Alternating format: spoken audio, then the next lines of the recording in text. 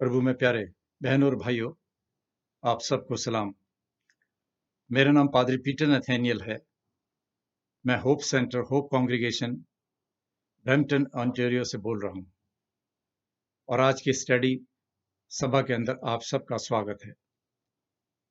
आज हम स्टडी करेंगे अपने लॉर्ड्स डे 10, लॉर्ड्स डे 10 और खुदा उनका शुक्र करें कि उसने हमें एक और मौका दिया, एक नई जिंदगी बख्शी कि हम उसके नजदीक आए और उसके वचन को सुने। और मैं दुआ करता हूं कि जितने लोग आज इस स्टडी में भाग लेते हैं, प्रभु आप उनको आशीष दें। इससे पहले कि हम अपनी स्टडी शुरू करें, मैं आपके सामने, जैसे कि आपको मालूम है कि पिछले 2 हफ्ते से हम भजन 121 साम 121 पर गौर कर रहे हैं और आज का जो हमारा स्क्रिप्चर रीडिंग है वो भी साम 121 है। तो मैं आपसे गुजारिश करूंगा कि आप अपनी बाइबल में साम 121 निकाल के पढ़ें और मैं उसको पंजाबी में गाऊंगा।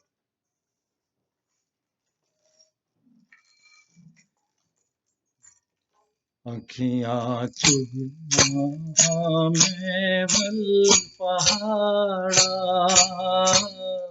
मदद लई मैं किसनूं पुकारा। अखियाँ चुभना में बल पहाड़ा, मदद लई मैं किसनूं पुकारा। मेरी मदद नू खुदा आप आया, मेरी मदद नू खुदा आप आया। जिसने धरती आकाश बनाया, जिसने धरती आकाश बनाया।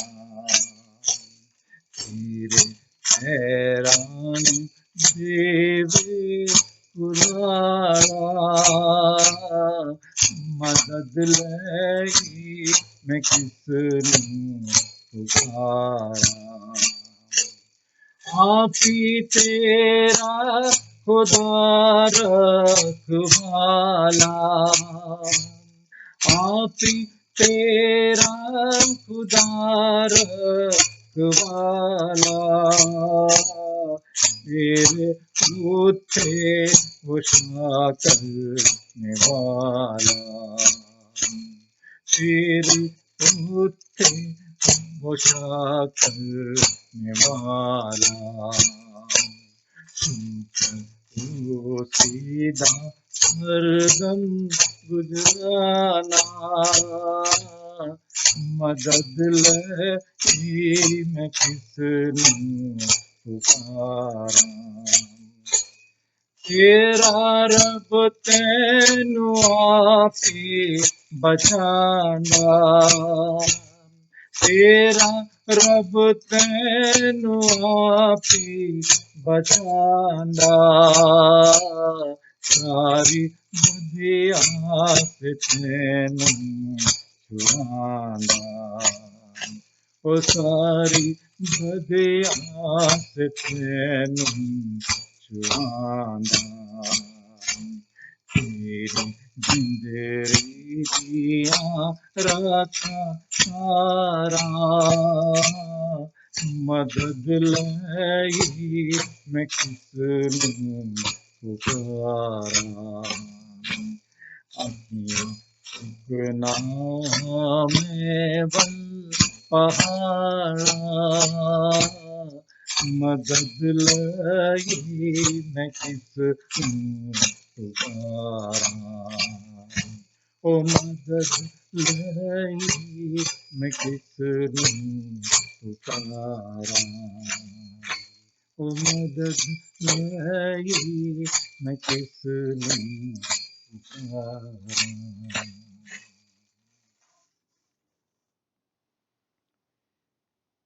बहनों और भाइयों, मैं आपके सामने आज का जो हमारा पार्ट है स्टडी का, लॉर्ड्स डे 10, और आज का जो हमारे क्वेश्चंस है, प्रश्न है, वो है नंबर 27 और नंबर 28, नंबर्स प्रश्न 27 और 28।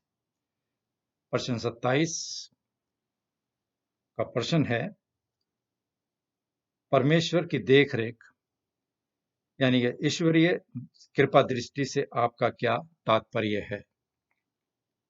उत्तर, इससे हमारा तात्पर्य है कि परमेश्वर की सर्वसमार्थी और सर्वव्यापिक सामर्थ्य, जिससे वो आकाश, पृथ्वी और जो कुछ उसमें है सबको संभालता और राज्य करता है, जैसे कि पेड़ और घास, वर्षा और सूखा, उपज और उपजाऊ, महीने, वर्ष, खाना और पीना, अच्छा स्वास्थ्य और बीमारी, अमीरी और गरीबी, सभी कुछ अचानक नहीं होता, वरन उसके हाथों से होता है, यानी कि परमेश्वर के हाथों से। प्रश्न 28, हमें इस बात से क्या फायदा है कि उसने सब कुछ बनाया और अपनी देखरेख में सब चीजों को कायम रखता है? इसका उत्तर है, इससे हमें यह फायदा है कि हम मुसीबत में हौसला रखें, धैर्य रखें, सफलता में धन्यवाद दें, और आने वाले समय में हम हमारे परमेश्वर और पिता में विश्वास रख सकें कि कोई भी हमें उसके प्रेम से अलग नहीं कर सकता, क्योंकि सभी प्राणी उसके हाथ में हैं कि बिना उसकी इच्छा से वे कुछ नहीं कर सकते। मेहरबानी से कुछ बाइबल्स के रेफरेंसेस हैं प्रश्न 27 के। पहले मैं दूंगा आपको यिर्मयाह नबी, उसका 23वां अध्याय और उसकी 23 और 24 आयत, यशायाह नबी 29वां अध्याय 15 और 16 आयत, यजेकिएल नबी 8 अध्याय और उसकी 12वीं आयत, इब्रानियों का खत 1 अध्याय और 3री आयत, प्रेरितों के काम 14 अध्याय और 17 आयत, यूहन्ना की इंजील 9 बाब और 3 आयत, नीति वचन यानी प्रोवर्ब्स 22 अध्याय और उसकी 2 आयत, मत्ती की इंजील 10 बाब की 29 आयत और नीति वचन 16 अध्याय की 33 आयत। ये तो थे हमारे प्रश्न 27 के बाइबल के रेफरेंसेस, हवाले। और जो मैंने भी आपके सामने क्वेश्चन 28 पढ़ा उसके हैं रोमियो का खत पौलुस प्रेरित के नाम 5 बाब की 3 आयत, भजन 39 39 की 9 आयत, अय्यूब 1 बाब उसकी 22 और 21 और 22 आयत, 1 थिस्सलुनीकियों 5 बाब के 18 आयत, व्यवस्था विवरण पुराना अध्याय में ये किताब व्यवस्था विवरण 8 बाब की 10वीं आयत, भजन 55 की 22वीं आयत, रोमियो 5 अध्याय की 4 आयत और 8 बाब की 38 और 39 आयत, अय्यूब 1 बाब की 12 आयत और 2 अध्याय की 6 आयत, नीति वचन 21 अध्याय की 1 आयत। मेहरबानी से इनको आप अपने घरों में देखिएगा। और अब हम अपना आज की स्टडी शुरू करते हैं। और आज की स्टडी का जो टाइटल है वो है, मेरा जीवन मेरे पिता के हाथों में है। My life is in my father's hands. प्रभु यीशु में प्यारे बहनों और भाइयों, आप सबको सलाम। अभी हाल ही में हमने सुना, जो लोग टोरंटो में रहते हैं उन्होंने ये न्यूज़ सुनी होगी कि एक 2 साल का बच्चा एक 14 मंजिल से गिर गया और उसकी मौत हो गई। एक सुनामी की मार से हजारों लोग समुद्र में बह गए। एक और न्यूज़ थी कि आग ने बुरी तरह से 11 टाउन हाउसेस को, टोरंटो में एक जगह है स्टोनी क्रीक करके, वहां सुबह 2:30 बजे आग लगी और 11 मकानों को जला के तबाह कर दिया। एक और न्यूज़ थी, एक नए शादीशुदा जोड़े की शादी की रात एक कार एक्सीडेंट में मौत हो गई। ऐसी हालात में, ऐसे दुख भरे न्यूज़ में हम उन लोगों को जिनके प्यारे इस दुनिया से चले गए क्या दिलासा दे सकते हैं? सच्ची दिलासा तो सिर्फ परमेश्वर दे सकता है, प्रभु यीशु मसीह के पास है। मगर एक विश्वासी ऐसी स्थिति में क्या करता है? क्या ऐसी हालात में हमारे पास कोई शब्द हैं उन्हें तसल्ली देने के लिए?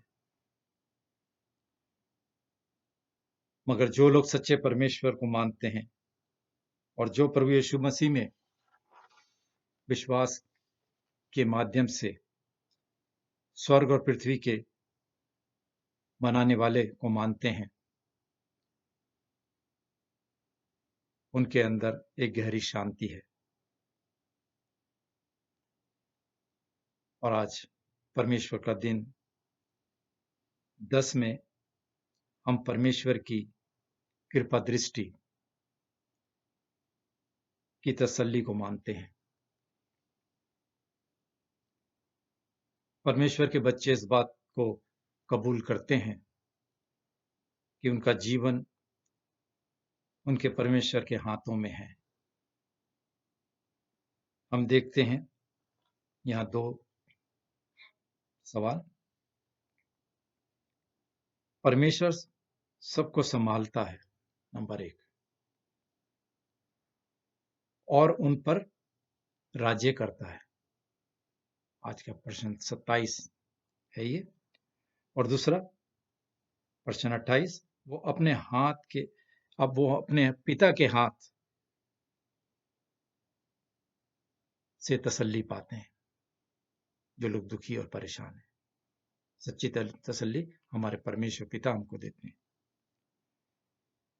अजीजों, आज की सुबह ये प्रश्न हमसे पूछता है कि परमेश्वर की देखरेख यानी परमेश्वर की रहमत से हमारा क्या मतलब है? इसका जवाब है कि परमेश्वर की सर्व सामर्थ्य और शक्ति से, जिसने आसमान, जमीन और जो कुछ उसमें है, वो उनको संभालता और उन पर राज्य करता है। जैसे कि पेड़, घास, वर्षा, सूखा, दिन रात, उपज, उपजाऊ, खाना पीना, हमारा अच्छा स्वास्थ्य, बीमारी, अमीरी और गरीबी,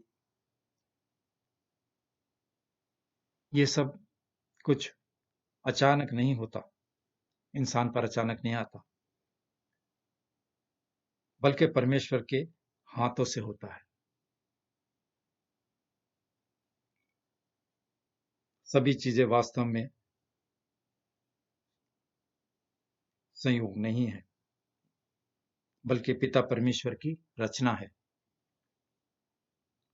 परमेश्वर उन सभी चीजों को अपने हाथ में रखते हैं और उन सभी नियमों का पालन करते हैं जो उन्होंने बनाए हैं। परमेश्वर ये सब ऐसा अपने हाथों से करते हैं। परमेश्वर ने, जैसे कि हम पवित्र बाइबल पढ़ते हैं उसका पहला अध्याय, कि परमेश्वर ने सृष्टि को 6 दिनों में बनाया।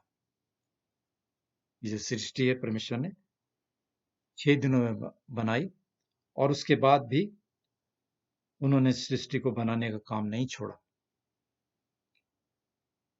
जैसा कि मैं यहाँ एक मिसाल दूं, परमेश्वर घड़ी साज की तरह नहीं है जो घड़ी की रिपेयर करते हैं, जो घड़ी को बनाते हैं, कि उन्होंने घड़ी बनाई और छोड़ दी और घड़ी को वैसे ही चलने देते हैं जैसे कि उन्होंने घड़ी बनाई। मगर परमेश्वर अपनी सृजी हुई सृष्टि को किसी मौके या भाग्य की ताकतों नामक वस्तुओं पर नहीं छोड़ते। जैसे कि भजन 121 मैंने आपके सामने गाया और आप अपनी पवित्र बाइबल में भी देखें, और उसके शुरू की आयत में लिखा है, मैं अपनी आंखें पर्वत की ओर लगाऊंगा, मुझे सहायता कहां से मिलेगी? मुझे सहायता यहोवा परमेश्वर की ओर से मिलती है, जो आकाश और पृथ्वी का बनाने वाला है, करता है।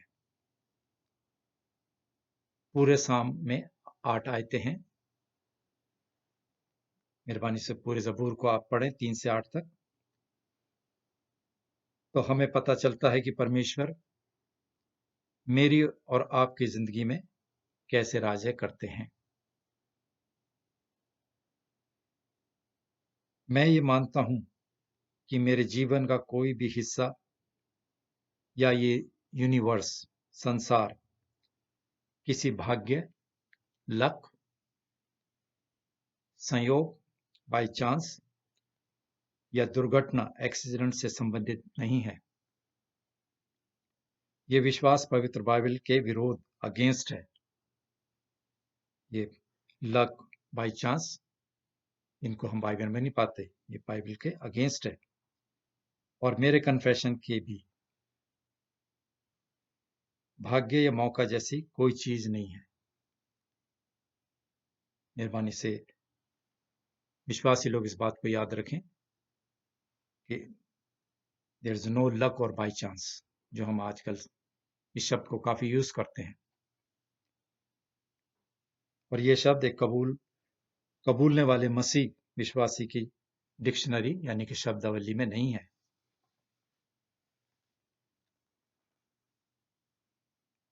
परमेश्वर हमें अपने हाथ में संभालता है। परमेश्वर अपनी शक्तिमान और हमेशा कायम रहने वाली शक्ति द्वारा अपनी रचना को बनाए रखता है। संडे स्कूल में आमतौर पर बच्चे ये गीत जानते हैं। गीत में वो गाते हैं, उसके हाथों में पूरी दुनिया है, हम इसे पूरी दुनिया से जोड़ देंगे। He has got the whole world in his hands.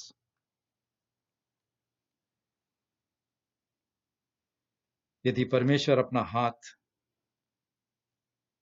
स्वर्ग और पृथ्वी और सभी प्राणियों से एक सेकंड के लिए भी हटा ले, तो ये कायनात, ये सृष्टि एकदम खत्म हो जाएगी। अगर प्रभु 1 मिनट, 1 सेकंड के लिए भी हमारे से नजर फेर लें तो हम तबाह हो जाएंगे, खत्म हो जाएंगे, ये सृष्टि खत्म हो जाएगी। बहन और भाइयों, हम आज के अपने प्रश्न और उत्तर 27 में पवित्र बाइबल के रेफरेंसेस को देखते हैं, हवालों को देखते हैं। इब्रानी का खत पहला बाप और तीसरी आयत में लिखा है, परमेश्वर का पुत्र प्रभु यीशु सब चीजों को अपनी सामर्थ के वचन से संभालता है। परमेश्वर अपनी बनाई हुई सृष्टि की देखभाल करता है और हर मौसम अपने समय में होता है। प्रभु यीशु सृष्टि को अपनी सामर्थ से संभालते हैं। ये उसके पीछे परमेश्वर की शक्ति की गवाह है, जिसके माध्यम से परमेश्वर ने सभी चीजों का निर्माण किया। परमेश्वर न केवल सभी चीजों को संभालते हैं, बल्कि उन पर राज्य, शासन और उन पर नियंत्रण भी करते हैं। परमेश्वर सभी चीजों को इस तरह से नियंत्रित और शासित करते हैं कि वो अपनी योजना के अनुसार सभी चीजें परमेश्वर की योजना के अनुसार चलती हैं और वो उनको निर्देशित करता है। जैसा कि इफिसियों के नाम पौलुस प्रेरित की पत्री उसका पहले अध्याय की 11वीं आयत में लिखा है, उसी में जिसमें हम भी उसी की मनसा से, जो अपनी इच्छा के मत के अनुसार सब कुछ करता है, पहले से ठहराए जाकर मीरास बने। उसके नियंत्रण के बाहर कोई विवरण नहीं है, कोई डिटेल्स नहीं है, तथा परमेश्वर को कोई आश्चर्य नहीं है। मत्ती की इंजील उसके 10वें बाब की 29 आयत में हम पढ़ते हैं, जिसमें प्रभु यीशु मसीह मिसाल देते हैं, तमसील लेते हैं चिड़ियों की, और कहते हैं, तो भी तुम्हारे पिता की इच्छा के बिना उनमें से एक भी भूमि पर नहीं गिर सकती। परमेश्वर की इच्छा के बिना। आज का हमारा प्रश्न उत्तर 27 भी यही कहता है कि हमारा सारा जीवन उसके यानी परमेश्वर के शासन रूल में है। पेड़ और घास, वर्षा और सूखा, खाना पीना, अच्छा स्वास्थ्य, अमीरी गरीबी, बीमारी, सभी कुछ परमेश्वर के हाथों से होता है। तीसरा, हम ये कबूल करते हैं कि सभी चीजें परमेश्वर पिता के हाथ से आती हैं। इस बात पर ध्यान दें, सभी चीजें, एक दो नहीं, ऑल थिंग्स, ना सिर्फ अच्छी चीजें बल्कि कठिन चीजें भी हमारे परमेश्वर के पिता से हमको मिलती हैं, वहां से आती हैं। एक और मिसाल मैं आपको दूं, एक हवाई जहाज आसमान से गिरता है, एक छोटे बच्चे को बड़ी बीमारी हो जाती है, या और बड़े हादसे होना हमारे जीवन में ये कोई संयोग नहीं है। This is not by chance.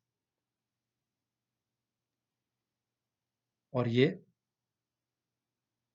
सब परमेश्वर की योजना से होता है। और जो विश्वासी है, विश्वासी बच्चे इस बात को कबूल करते हैं, परमेश्वर के विश्वासी बच्चे इस बात को कबूल करते हैं कि ये ट्रेजेडी या ये हादसा उसके पिता परमेश्वर के हाथ से आती है। पापी को उसके पाप के लिए जिम्मेदार ठहराया जाता है। वह अपने पाप के लिए 100% जिम्मेवार है, और उसे तब तक सजा मिलेगी जब तक कि वो अपने पापों का पश्चाताप नहीं करता।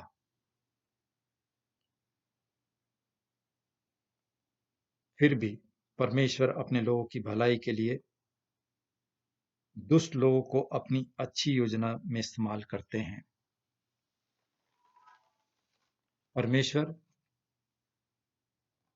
आदमियों के पाप से भरे कामों के माध्यम से काम करते हैं,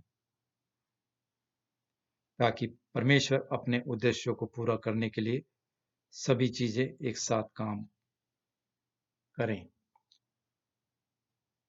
परमेश्वर पापियों को भी मौका देते हैं कि वो अपने पुराने जीवन को छोड़ के नए जीवन में आए, और यह परमेश्वर की योजना होती है। हम इंसान इस बात को नहीं समझते, हम बुड़बुड़ाने या ग्रम्बल करने लगते हैं कि वो आदमी पापी है, वो इतना फिर भी क्या नाम है फल फूल रहा है, नहीं, ये परमेश्वर की योजना है, इसमें हमें कोई दखल अंदाजी नहीं करनी, क्योंकि सभी चीजें परमेश्वर की योजना से काम करती हैं।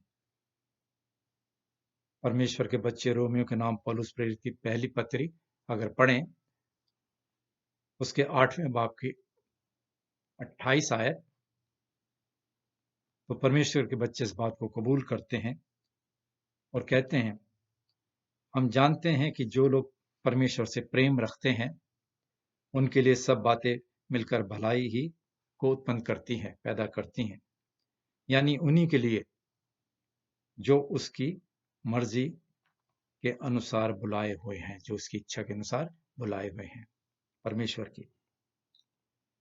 ये आदम में हमारे पाप द्वारा हम पर लाई गई दर्द और विपत्ति की दुनिया में ये विश्वासियों का कन्फेशन है।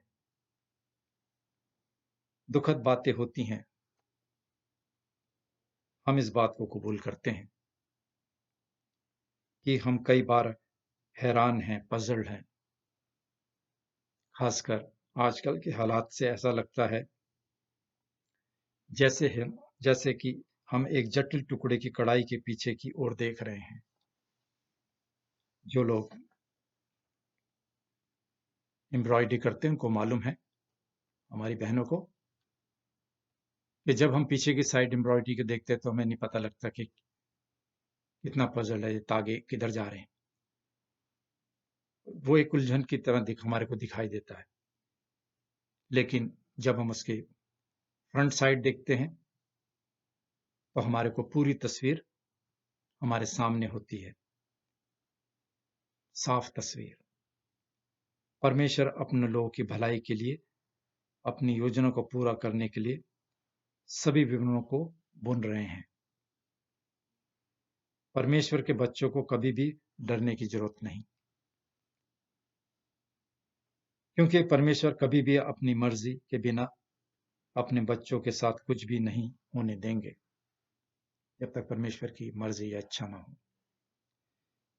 बहनों और भाइयों, हर एक वस्तु के लिए एक अच्छा मकसद यानी कि उद्देश्य होता है, जिसका अर्थ या मतलब हमें नहीं दिखता या हम नहीं समझते हैं, लेकिन हमें इसे विश्वास से स्वीकार करना चाहिए। कभी कभी हमारे को दुख मुसीबत होती है, उसको उस समय हम नहीं समझ सकते, मगर बाद में वो हमें समझ में आता कि ये परमेश्वर की योजना थी, परमेश्वर ने हमारी भलाई के लिए ये किया। अब हम अपने प्रश्न नंबर 28 की तरफ आते हैं और हमारा प्रश्न हमें पूछता है, हमें इस बात से क्या लाभ है या फायदा है कि परमेश्वर ने सब कुछ बनाया और अपनी देख रेख में सब चीजों को स्थिर रखता है, कायम रखता है। उत्तर है, इस बात से हमें ये लाभ है, ये फायदा है कि हम दुख मुसीबत और विपत्ति में धैर्य रखें, हौसला रखें, कामयाबी में परमेश्वर को धन्यवाद दें। हमेशा कभी मत भूलना कि जब हमारे को कुछ कामयाबी मिलती है, हमेशा परमेश्वर का धन्यवाद देना चाहिए। और आने वाले समय में हम हमारे परमेश्वर और पिता में विश्वास रखें कि कोई भी हमें परमेश्वर के प्रेम से अलग नहीं रख सकता, क्योंकि सभी प्राणी उसके हाथ में हैं। हम सब परमेश्वर के हाथ में हैं और बिना उसकी इच्छा के वे कुछ नहीं कर सकते। हम परमेश्वर के बगैर हम कुछ नहीं है, वी आर नथिंग। अगर हम रोमियो, मैं आपको हवाले दूं, रोमियो का खत पौलुस प्रेरित के नाम 5वें बाब की 3 आयत देखें। याकूब की पत्री पढ़िए, पहले बाब की 3 आयत। भजन 39 39 की 9वीं आयत। भजन 55 की 22 आयत। आयुब पहला अध्याय 21 और 22 आयत। थिस्सलुनीकियों के नाम पौलुस प्रेरित की पहली पत्री, उसके 5वें बाब की 18 आयत। रोमियो का खत पौलुस प्रेरित के नाम 5 बाब की 4 आयत। और उसी के 8 अध्याय की 38 और 39वीं आयत और नीति वचन प्रोवर्ब्स 21वां अध्याय की पहली आयत। आज का हमारा ये प्रश्न हमसे पूछता है कि परमेश्वर की रचना और भविष्य के ज्ञान से हमें कैसे मदद मिलती है। उत्तर, परमेश्वर अपने बच्चों की मदद करते हैं 3 तरीकों से। जब हम प्रभु यीशु में विश्वास रखते हैं। पहला, हम दुख मुसीबत में धैर्य रख सकते हैं। विश्वासियों को विपरीत परिस्थितियों का सामना करना पड़ता है। पवित्र बाइबल ऐसे कई उदाहरणों से भरी पड़ी है कि विश्वासियों को तरह तरह की मुसीबतें और यहां तक अपनी जान गंवानी पड़ी। अगर हम पवित्र बाइबल में देखें तो हमें पता लगेगा। ये केवल सच नहीं है कि प्रभु यीशु में विश्वासियों को अब कोई समस्या नहीं है। प्रभु यीशु में विश्वासी को हर एक रोज, हर एक दिन अपना क्रूस उठा के चलना है। क्रूस उठाने का मतलब हर रोज परमेश्वर के इस कठिन रास्ते पे हमें चलना है।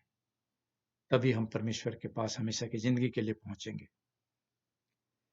पवित्र बाइबल में आयुब की किताब देखें आप, उसके पहले बाब की 8वीं आयत में लिखा है कि परमेश्वर ने शैतान से पूछा, क्या तूने मेरे दास आयुब पर ध्यान दिया है? क्योंकि उसके बराबर खरा और सीधा और मुझसे डरने वाला और बुराई से दूर रहने वाला मनुष्य और कोई नहीं है। फिर भी परमेश्वर ने शैतान को आयुब की सारी संपत्ति, उसके 10 बच्चों को छीनने की अनुमति, इजाजत दे दी शैतान को। इन विपरीत परिस्थितियों के बीच हम आयुब के धैर्य और उसके विश्वास को देखते हैं। अगर हम पहले बाब की 21 और 22 आयत पढ़ें तो हमें पता चलता है, और आयुब कहते हैं, मैं अपनी मां के पेट से नंगा निकला और वहीं नंगा लौट जाऊंगा। परमेश्वर ने दिया और परमेश्वर ने लिया। परमेश्वर का नाम धन्य है। और फिर हम आगे पढ़ते हैं, इन सब बातों में भी आयुब ने ना तो पाप किया और ना परमेश्वर पर मूर्खता से कोई दोष लगाया। इस सब के बाद आयुब ने, अगर हम उसका दूसरा अध्याय की 7वीं आयत पढ़ें तो हम देखते हैं कि आयुब ने अपनी हेल्थ, अपना स्वास्थ्य खो दिया, और यहां तक कि आयुब को पांव के तलवे से लेकर सिर की चोटी तक बड़े बड़े फोड़े हो गए और वो दुखी हो गया। आयत 9 में हम पढ़ते हैं कि यहां तक उसकी पत्नी ने भी अपना धैर्य, अपना हौसला खो दिया और अपने पति आयुब से कहने लगी, क्या तू अब भी अपनी खराई पर बना है? परमेश्वर की बुराई कर, निंदा कर और मर जा। देखिएगा, उस पत्नी को जिसने जीने और मरने की कसम खाई होगी, वो ही आयुब को छोड़ देती है। हम आयत 10 में पढ़ते हैं कि आयुब अपनी पत्नी को जवाब में कहते हैं, तू एक मूर्ख स्त्री किसी बातें करती है। क्या हम जो परमेश्वर के हाथ से सुख लेते हैं दुख ना ले? इतनी बड़ी बात आयुब ने कही। आयुब की प्रतिकूल परिस्थितियों में शैतान आयुब के विश्वास या परमेश्वर के साथ उसके रिश्ते को दूर नहीं कर सका। शैतान हार गया। भजन 121 और उसकी 7वीं आयत मेरे मन में ये शब्द लाती है जो कहती है, परमेश्वर यहोवा सारी मुसीबत में तेरी रक्षा करेगा और तेरे प्राण की रक्षा करेगा, और वो आपको सभी बुराई से बचाए रखेगा। इतना होने पर भी आयु विश्वास में बना रहा। एक विश्वासी को, जो प्रभु यीशु मसीह का बच्चा है, उसे हर बात में सब्र यानी धैर्यवान होना चाहिए। पेशेंस, धैर्य। जबकि सब वस्तुएं उसके खिलाफ जाती हों, हमारे अगेंस्ट, चाहे कोई भी चीज हो, मगर हमें परमेश्वर पर विश्वास रखना चाहिए, धैर्य रखना चाहिए अपना। परमेश्वर की कृपा दृष्टि का ज्ञान हमें दूसरे तरीके से मदद करता है। हमें अपनी खुशहाल जिंदगी में परमेश्वर के आभारी होना चाहिए। यह सोचना बहुत आसान है कि मैंने ये सब खुद हासिल किया। हम कई लोगों को देखते हैं, इंसानों को, कि कभी कभी हम भूल जाते हैं कि जो कुछ भी हमें मिला है, हम तो इस संसार में बगैर नंगे आए थे और नंगे चले जाएंगे। ना कुछ लेकर के आए थे, ना कुछ लेकर के जाएंगे। हमें याद रखना चाहिए कि जो कुछ भी आशीषें, नेमतें हमें मिली हैं, वो परमेश्वर ने हमको दी है। हमारे में कोई ताकत नहीं है कि हम कोई बड़ी बात बोलें कि ये मैंने किया। और हम ये भूल जाते हैं कि हमें जो कुछ मिला है वो परमेश्वर की देन है, उसकी कृपा है, उसकी मेहरबानी है, उसका फजल है।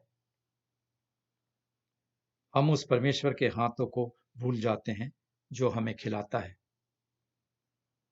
अगर हम पुराने नियम में व्यवस्था विवरण डिट्रोनॉमी उसके 8वां अध्याय की 10वीं आयत में अगर हम पढ़ें तो हमें पता चलता है कि परमेश्वर ने इस्राएली लोगों को, अपने लोगों को हिदायत दी थी, चेतावनी देते हुए कहा था, और तू पेट भर खाएगा और उसमें उत्तम देश के कारण जो तेरा परमेश्वर यहोवा तुझे देगा, उसका धन्य कहना, उसके उपकारों को ना भूलना, मगर उसका धन्यवाद देना परमेश्वर को। परमेश्वर हमारे से कुछ नहीं चाहते। जिस तरह एक दुनियावी माँ बाप का छोटा बच्चा, उसका पिता उसको हर एक चीज देता है, अगर एक बच्चा उसको थैंक्स कह दे, धन्यवाद कह दे, तो माता पिता के लिए यही काफी होता है। तो परमेश्वरी हमें सब कुछ देते हैं, हमें उनका धन्यवाद करना चाहिए बार बार, बल्कि जीवन भर डेली परमेश्वर का धन्यवाद करना है। हमारा जीवन उसी का गीत बन जाता है। और मुझे सिर्फ परमेश्वर के हाथ की जरूरत है, परमेश्वर के हाथ की जरूरत है। और परमेश्वर में हमारा जीवन परमेश्वर के हाथ की जरूरत है। और हम कह सकते हैं, ग्रेट इज योर फेथफुलनेस, और वो आपकी वफादारी महान है मेरे लिए प्रभु। आखिर में परमेश्वर की कृपा दृष्टि का ज्ञान हमें भविष्य के लिए अच्छा विश्वास दिलाने में मदद करता है। भविष्य के लिए हमें अपने वफादार पिता परमेश्वर पर विश्वास होना चाहिए, क्योंकि हम जानते हैं, जैसे पौलुस प्रेरित रोमियो के नाम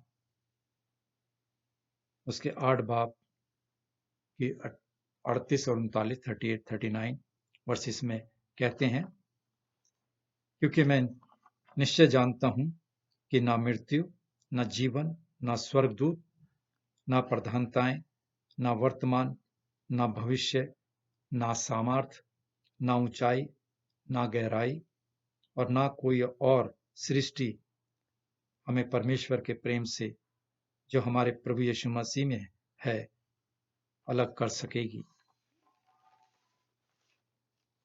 बहनों और भाइयों, परमेश्वर यहोवा सारी मुसीबत से तेरी रक्षा करेगा और तेरे प्राण की रक्षा करेगा। प्रभु आप सभी को बुराई से बचाए रखेगा। इतना होने पर भी आयु विश्वास में बना रहा। एक विश्वासी को जो प्रभु यीशु मसीह का बच्चा है, उसे हर बात में धैर्यवान होना है, संभलना है, ताकि हम परमेश्वर के बच्चे कहलाएं। उसकी विपरीत परिस्थितियों के बीच में हम एक बार फिर आयुब की तरफ देखते हैं और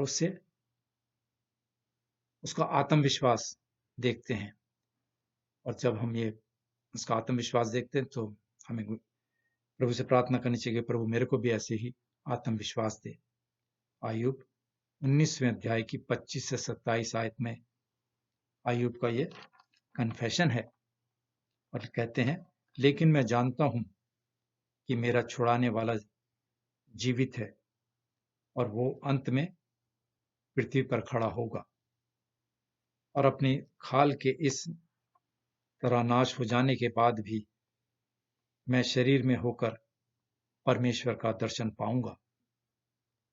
उसका दर्शन मैं अपनी आंखों से अपने लिए करूंगा, ना कोई दूसरा।